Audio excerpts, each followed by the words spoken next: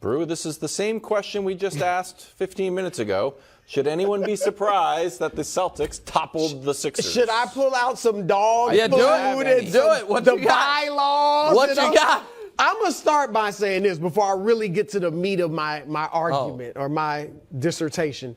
That quote from Joel Embiid, and he softened it, I guess, a little with the "we all need to improve." I can't think of a bigger pass the buck quote that I've heard. I mean, maybe there's one out there, but I can't think of one recently.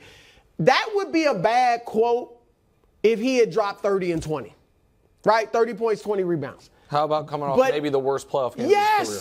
After 15 points, 8 rebounds on 5 of 18 shooting, and then you mentioned James Harden, who had a horrible game. Surprise, surprise. I mean, so that says a lot. I like Embiid, but I'm sorry. That Let's says stay a lot. on the quote. But no. Okay, you wish. All right, my turn. Every single reason that I refuse to believe about the Sixers, all season.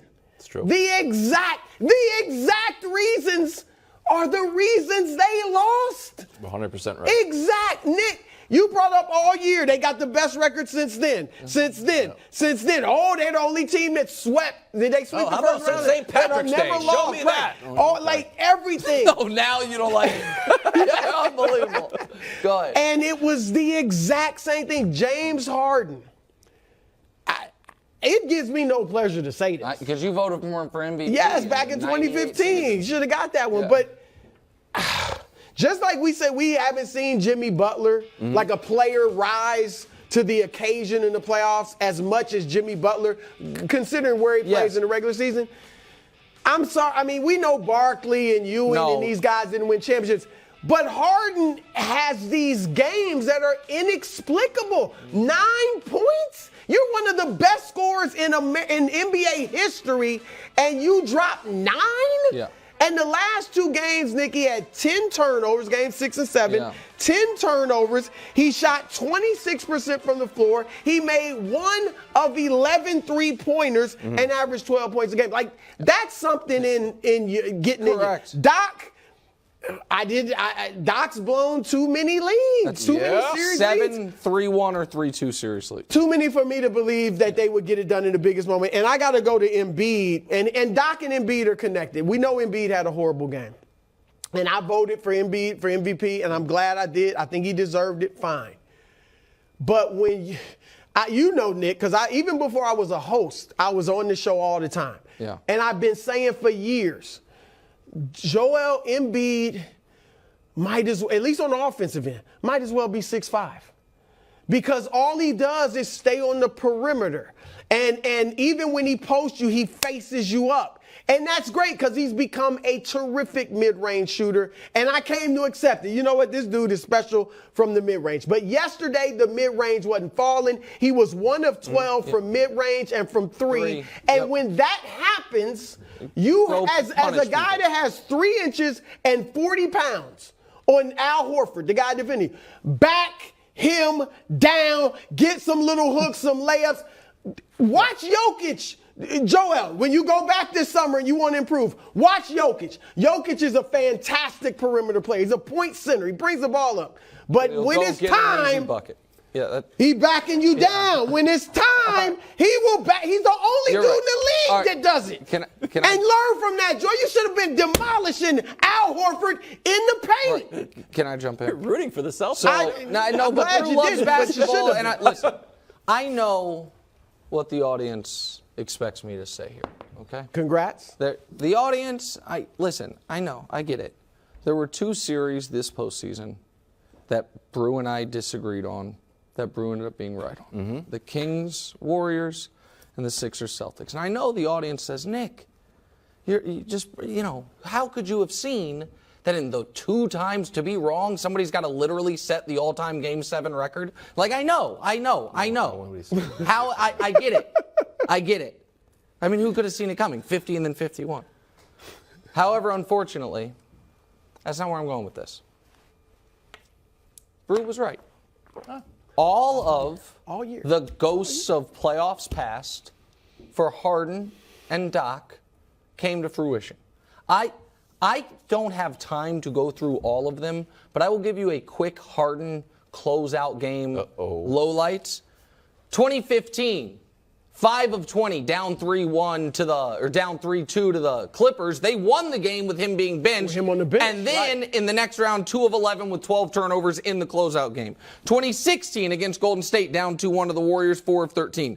2017, he was so bad in the game against the Spurs, I thought he had an undiagnosed concussion. He was 2 for 11 with 6 turnovers and fouled out. 2018, up 3-2 once Chris Paul goes out. The final 2 games, he has 14 turnovers. He's 6 for 25 from 3. 2019, they lose at home to Golden State with Kevin Durant out already dealing with that calf injury. 2020, Game 4 against the Lakers to fall down 3-1. He's 2 for 11. 2021, in Game 7, he's 5 for 17. 2022, he's against Miami, he's 4 for 9. 2023, the final 2 games, he's 4 for 16 and 3 of 11 and has 10 turnovers. Can I make a defense of James Harden? Well, no. I'd love to hear this. He won Game 1 without Embiid. That's fine. He did. He hit the game-winning shot. That's all true. So he's won 2 games, and then this game, the plan is, if Doc wanted him to score a little bit more, be like, hey, you need to score. But he's drawing everybody in the middle and was kicking it out, and guys Can I just respond to that real quick? You're absolutely right, and Games 1 and 4 count.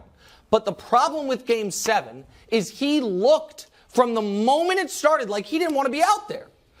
He got to the lane, he had open little floaters, layups, and he kicked it out. With that said, the person who's got to get the majority of the blame for Game 7 is Embiid. Right. Because I have to be fair.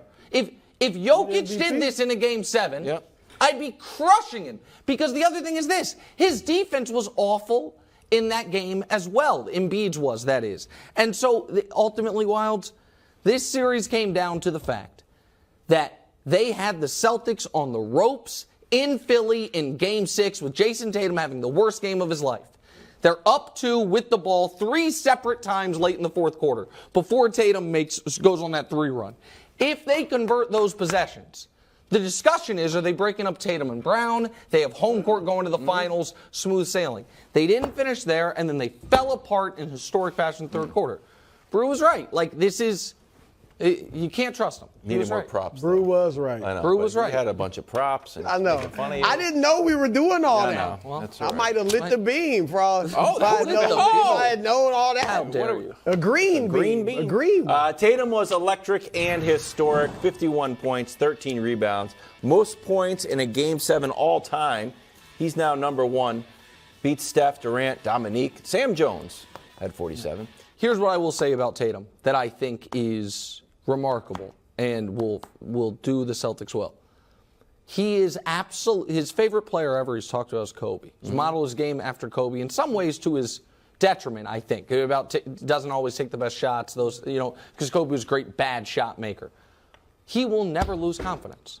And I thought his quote, Brew, after Game 6, when they were I forget who it was, but they was asked, how do you stay confident? He was like, humbly, I'm one of the, much like me. I love that. New Year's resolution, be less humble. Humbly, I'm one of the best basketball players in the world. And that then led to one of the greatest Game 7 performances ever, which is not hyperbole. It just sounds like it because we just said it about Steph 2 weeks ago, but it outdid it. So, he will never lose confidence, it's the opposite of Harden.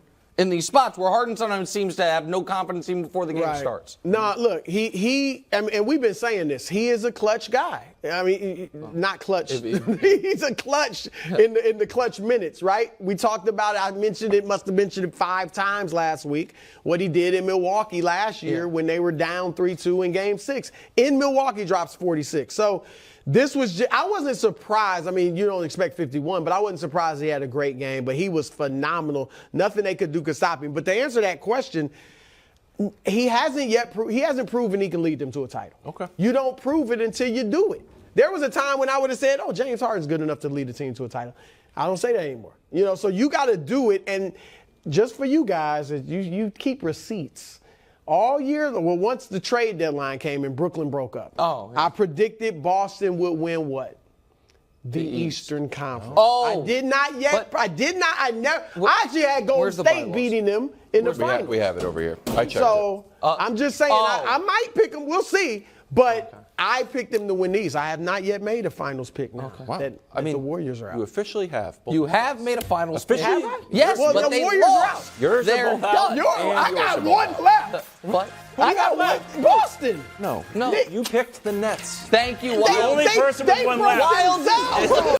Thanks for watching. Subscribe here to get more from the show and to check out clips from other shows on FS1.